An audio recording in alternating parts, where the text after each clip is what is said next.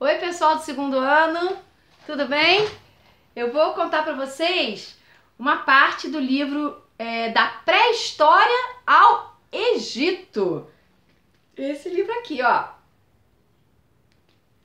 que foi escrito pela Maria Ruiz, Glória e Oriol Vergues, e é da editora Scipione, de uma coleção chamada Viajando através da História. Então a gente vai falar um pouquinho como que era na época da pré-história, como os homens viviam. E no Egito, como será que era? Um Egito muito antigo, a gente está falando de coisa de muito tempo, muitos mil anos que já se passaram. Então vamos lá. Eu vou ler para vocês um pedaço. O museu, num dia comum de visita, numa sala das mais procuradas, um grupo de pessoas observa com atenção os vestígios dos primeiros seres que povoaram a Terra. Quem será? Olha, o menino está lá no museu, está vendo essas peças muito antigas. De que época será essa? Vamos ver o que o livro vai nos contar. Esses seres, homens e mulheres, foram os nossos antepassados mais remotos. Mas como viviam eles? Quais eram os seus hábitos? Para podermos ter uma ideia, temos que recorrer a esses objetos descobertos sob a terra, e temos também de observar a vida dos povos que ainda hoje vivem no mundo em condições primitivas. E por que eles não deixaram escrito tudo o que eles faziam? Pergunta o menino. Eu não vi nenhum livro aqui escrito por eles. É porque ainda não tinham descoberto como é prático se comunicar pela escrita, por meio da escrita, responde seu pai. Sabe como chamamos esse longo período do tempo que é anterior à história? Pré-história, não é? Mas olha aquelas vitrines lá no fundo, pai. Há uns objetos ali que parecem ter umas letras estranhas gravadas nele. É, de fato, são sinais de escrita. Esses objetos provêm das civilizações orientais e do Egito Antigo, portanto, dos primeiros tempos da história.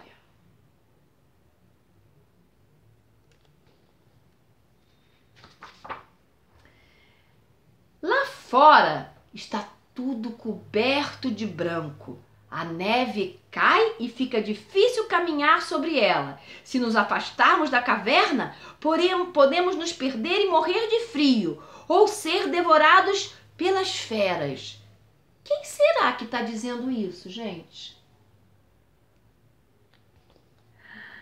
Nossos antepassados, os primeiros homens e mulheres que povoavam a terra, refugiavam-se nas cavernas para se protegerem do frio.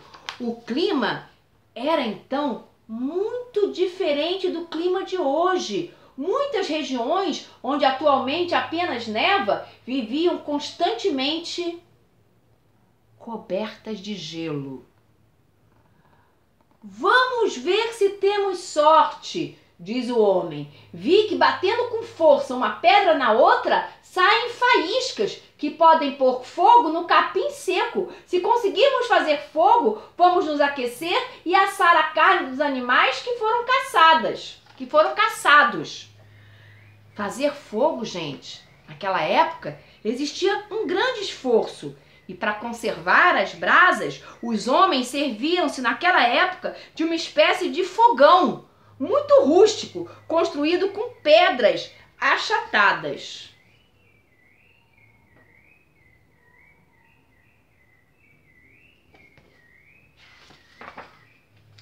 Os homens pré-históricos descobriram que, rachando pedras de sílex através de golpes bem calculados, elas saltavam umas lascas que podiam ser utilizadas como facas ou como pontas de lanças. Ao mesmo tempo, aprenderam a construir suas primeiras armas com ossos de animais. Olha lá, pessoal, as lascas que ele está falando ali, ó, para fazer a arma.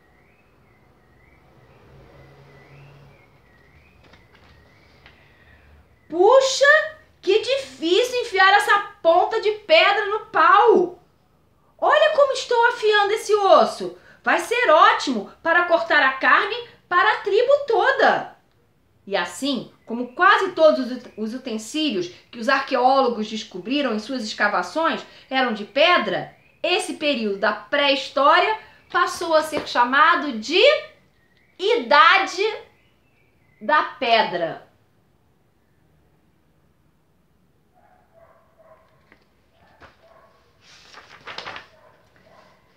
Caçar animais para que toda a tribo se alimentasse era uma tarefa muito perigosa. Os homens pré-históricos decoravam as paredes de suas cavernas com pinturas de animais para ter sorte quando fossem caçar. Olha só. As cores eram obtidas triturando minerais e misturando-os com substâncias de secagem rápida. Depois, o feiticeiro da tribo começava a dançar diante das pinturas, sendo imitado pelos outros. Eles acreditavam que com essa dança seria mais fácil caçar bisões ou porcos do mato e os cervos. Olhem para esse cervo, disse o feiticeiro. Amanhã vamos pegar um tão grande como este. Mas ele está preocupado. A caça está diminuindo e em uma caverna próxima dali, algumas mulheres e crianças até já morreram de fome. Passaram-se então milhares de anos, mas essas pinturas maravilhosas ainda se conservam em diversas cavernas espalhadas pelo mundo inteiro.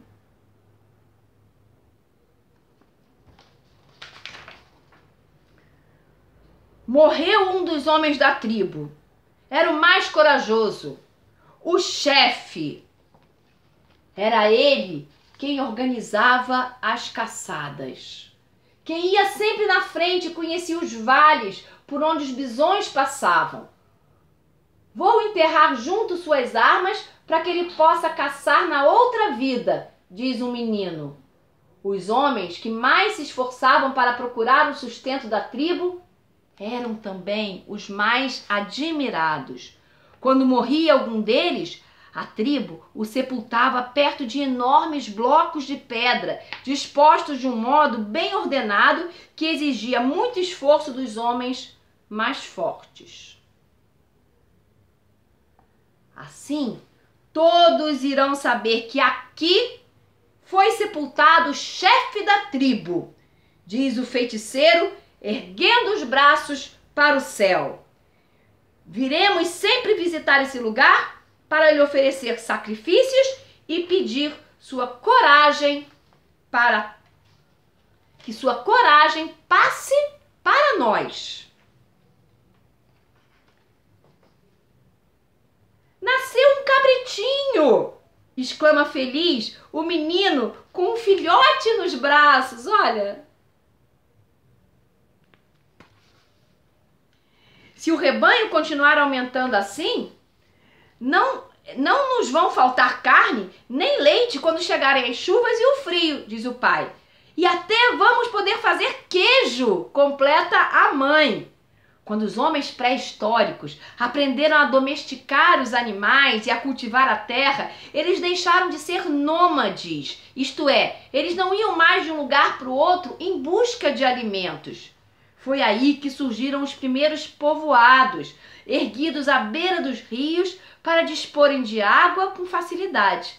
Os homens, as mulheres, os grupos familiares dormiam e guardavam seus objetos em cabanas, construídas com barro, tendo o teto coberto com troncos de árvore e folhas. Olha lá.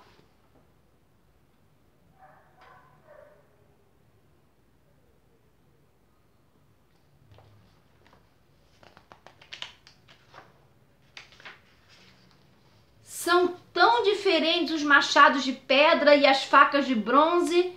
Meu pai gosta mais das armas de pedra. Ah, o meu prefere as de bronze. Diz que duram mais e que não se quebram nem mesmo com os golpes mais fortes. Além disso, são mais fáceis de fazer e não precisam ser sempre afiadas como as de pedra. Olha lá, eles tinham diferentes tipos, tá vendo? Primeiro eles faziam tudo de pedra, depois eles começaram a usar outros materiais para fazer os utensílios, as armas, tudo o que eles precisavam para sobreviver. Os nossos antepassados acabavam de descobrir como fundir os metais e logo verificaram que esses novos materiais eram muito importantes para eles. Passaram a fabricar armas, utensílios para cavar a terra, cortar madeira, trabalhar as peles. E como faziam isso? Fundiam os minérios de cobre e estanho dentro de fornos muito rudimentares, e quando os minerais se transformavam em líquido, dando origem ao bronze, eles o derramavam em moldes de argila e o deixavam esfriar até tomar a forma desejada. Esse período é conhecido como Idade dos Metais.